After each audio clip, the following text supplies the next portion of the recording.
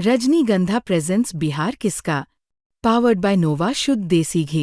जब जब खाए दिल खुश हो जाए, सदियों का नोवा शुद्ध देसी घी, सपना स्वस्थ भारत का।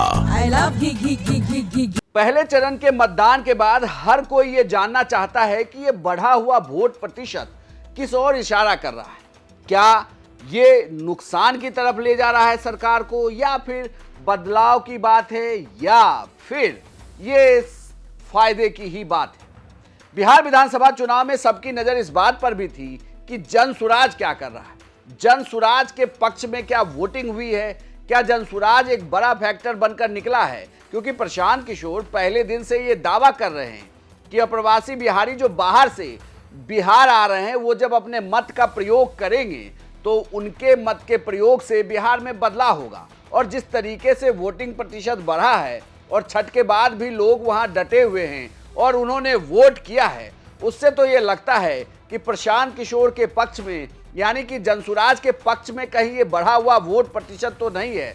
प्रशांत किशोर भी पहले चरण के मतदान के बाद इसी ओर इशारा कर रहे हैं। 30 सालों में नहीं, आज़ादी के बाद बिहार में हुए चुनाव में ये सबसे ज़्यादा वोटिंग परसेंटेज है। ये दो बातों को दिखाता है। पहला कि जो बात हम लोग पिछले कई महीनों से, बल्कि मैं 1-2 साल से कह रहा हूँ कि बिहार में 60% से ज़्यादा जनता बदलाव चाहती है। और पिछले 25-30 साल से जो राजनीतिक विकल्प के अभाव में एक तरह से धीरे धीरे राजनीति को लेकर, चुनाव को लेकर उदासीनता बन गई थी, विकल्प नहीं था लोगों के पास। अब जनसुराज के आने से उनको एक नया विकल्प मिला है और बढ़ा हुआ जो वोटिंग परसेंटेज है वो दो बातों को दिखाता है। एक कि लोगों को एक नए विकल्प को देखकर उत्साह रहा है और बड़े पैमाने पर वोटिंग हुई है, बदलाव के लिए वोटिंग हुई है। और दूसरी बात, जो बड़े प्रवासी मजदूर हैं जो बहुत बड़ी संख्या में छठ के बाद रुके हुए हैं, उन्होंने अपना और अपने परिजनों का, अपने मित्रों का जो वोट कराया है उसने सबको सरप्राइज़ किया है। और जितने लोग ये बैठे हुए थे कि महिलाओं को 10,000 पैसा मिल गया और उसी से हम लोग जीत जाएंगे, इन चुनाव में महिलाएं तो हैं ही, लेकिन महिलाओं से बढ़कर प्रवासी मजदूर एक्स फैक्टर है। इस चुनाव का एक्स फैक्टर प्रवासी मजदूर हैं। वो क्या कर रहे हैं, वो अपने दोस्तों, मित्रों, परिवार वालों से कैसे वोट करा रहे हैं, इसी से बिहार का चुनाव तय होगा। तो सर, जनसुराज कितना कॉन्फिडेंट है अपनी जीत को लेकर के? कितनी सीटें? जनसुराज बिल्कुल कॉन्फिडेंट है कि 14 तारीख को आप देखेंगे इतिहास लिखा जाएगा। बड़े बड़े पंडित, कोई ये नहीं बता रहा था कि जनसुराज इस बार इतने बड़े पैमाने पर वोटिंग होगी। और ये आकलन लोग कर रहे हैं, 2 करोड़ 10 लाख से ज़्यादा लोगों ने वोट करा है। कोई आकलन, कोई पत्रकार, कोई असेसमेंट करने वाला आदमी कितने लोगों से मिला होगा? कल लोग बैठे बैठे 10-15 लोगों से फ़ोन करके अपना हवा बता रहे हैं कि किसने किसको वोट दिया। किसी को जानकारी नहीं है। जब 14 तारीख को काउंटिंग होगी तभी पता चलेगा कि 2 करोड़ से ज़्यादा लोगों ने किसको वोट दिया है सबसे ज़्यादा मात्रा में। जो हम लोग देख रहे हैं कि जो प्रवासी मजदूर है वो बदलाव चाहते हैं और बहुत एग्रेसिव होकर उन लोगों ने वोटिंग किया और कराया है। सर, बिहार के डिप्टी सीएम अपने ही प्रशासन पर धिक्कार रहे हैं, कह रहे हैं धिक्कार है इसे प्रशासन पर, क्या कहेंगे? वोटिंग के समय उन्होंने अपने और अपने सरकार का चाल चरित्र, चेहरा, उस पर मुहर लगाई है कि यहाँ पर कोई सुरक्षित नहीं है, कानून का राज नहीं है, जिसकी लाठी उसकी भैंस। और जो बात यहाँ अभी तक पब्लिक झेल रही थी, चुनाव के दौरान नेता और मंत्री वो चीज़ झेल रहे हैं। चुनाव के बाद आरजेडी और कांग्रेस एक दूसरे का बाल नोचेंगे, ऐसा पीएम मोदी कह रहे हैं। भाई, वो बाल नोचेंगे कि सर नोचेंगे ये उनका काम है। मैं इतना जानता हूँ कि बिहार की जनता ने कल के वोटिंग में दिखाया है कि उनके पास जब विकल्प एक मिल गया तो उन्होंने बढ़ चढ़ के वोटिंग में, लोकतंत्र के इस पर्व में हिस्सा लिया है। अब जो भी निर्णय जनता करती है, चुनाव में सिर्फ ये नहीं तय होता है कि कौन आदमी सत्ता में आएगा, चुनाव में ये भी तय होगा कि कौन विपक्षी भूमिका में होगा, कौन रोड पर आएगा, कौन समाज और रोड पर काम करेगा, ये भूमिका भी जनता तय करती है।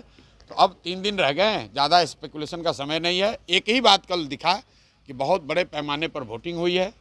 ये वोटिंग दिखाता है कि एकदम क्लोज कॉन्टेस्ट है, लड़ाई है, हर सीट पर, हर बूथ पे, हर गांव में लड़ाई है और लोगों के पास विकल्प है। जनसुराज की सबसे बड़ी सफलता यही है कि लोगों के पास एक विकल्प है। लालू के डर से नीतीश भाजपा और भाजपा के डर से लालू को वोट देने की जो मजबूरी थी, वो मजबूरी ख़त्म हो गई है। लोगों में उससे उत्साह है कि उनको एक नया विकल्प, एक नया रास्ता दिख रहा है, इसीलिए लोगों ने इतने बड़े पैमाने पर वोटिंग करी है। बताना चाहिए कि वो तारापुर जीत रहे हैं कि हार रहे हैं। अपना चिंता करें कि तारापुर में जीत रहे हैं कि हार रहे हैं। सम्राट चौधरी जैसे नेता कभी नीतीश कुमार को लेकर गए, कभी राजनाथ सिंह जी को लेकर गए, इतना डरे हुए हैं खुद चुनाव जीतने के लिए। अपने जितने एनडीए के बड़े नेता हैं सबका जाकर मीटिंग्स रैली करा रहे हैं। अगर इतने ही कॉन्फिडेंट हैं तो बाकी लोगों को रैली कराने की क्या जरूरत थी, खुद ही जीत जाते, अपने काम के आधार पर जीत जाते। काफी कॉन्फिडेंट दिखे, उन्होंने कहा है कि जो रोजगार के मुद्दे पे हैं युवाओं ने बढ़ चढ़ के वोट दिया आरजेडी और गठबंधन। देखिए, तेजस्वी यादव कब कॉन्फिडेंट नहीं थे कि कल कॉन्फिडेंट दिखे आपको? ये लोग तो चुनाव के 6 महीना पहले, साल भर पहले ही कॉन्फिडेंट है कि हम ही मुख्यमंत्री बनेंगे। तो ऐसे लोग जिनको अपनी कोई जानकारी है नहीं, ज़मीन पर घर से बाहर निकले, पार्टी के दम पर, जाति के दम पर या भाजपा विरोध के नाम पर भीड़ इकट्ठा हुई, 2 मिनट भाषण वाषण किया, घर पर चले आए, उनको क्या जानकारी है कि गांव में निचले स्तर पर क्या बात हो रही है? आप मुझे जितने पत्रकार लोग हैं ये बताइए कि किसी मीडिया चैनल ने, किसी पत्रकार ने, किसी राजनीतिक विशेषज्ञ ने, किसी पार्टी ने अगर ये कहा हो, किसी नेता ने कहा हो कि बिहार में इस बार अप्रत्याशित वोटिंग होने वाली है? किसी ने नहीं कहा है। और ऐसा नहीं है कि महिलाओं का वोटिंग ज़्यादा हुआ है। पहली बार बिहार में युवाओं की वोटिंग सबसे ज़्यादा हुई है। सबसे ज़्यादा एग्रेसिव होकर युवा वोट किया है। तो अगर युवा वोट कर रहा है तो अपने भविष्य के लिए वोट कर रहा है, बिहार में बदलाव के लिए वोट कर रहा है, बेहतरी के लिए वोट कर रहा है। स्टेटस को के लिए इतना बड़ा वोट पड़ना यूजुअली संभव नहीं है। 1-2 अपवाद हो सकते हैं, लेकिन जहां कहीं भी पिछले 20 वर्ष में इस तरह से बढ़ चढ़ कर वोटिंग हुई है, वहां इनकम्बेंट पार्टियों को, सरकार को खामियाजा भुगतना पड़ा है। प्रशांत किशोर के अगर आप तर्क को सुने और जिस तरीके से उन्होंने लगातार बिहार में पदयात्राएं की है, लगातार वो 3 साल से बिहार में सड़कों पर हैं, पदयात्रा कर रहे हैं, रोड शो कर रहे हैं और अपने पार्टी के उम्मीदवारों को जिताने की जीतोड़ कोशिश कर रहे हैं। लेकिन जिस तर्क को वो पहले दिन से दे रहे थे, पहले चरण के मतदान के दौरान, वही सामने भी आया।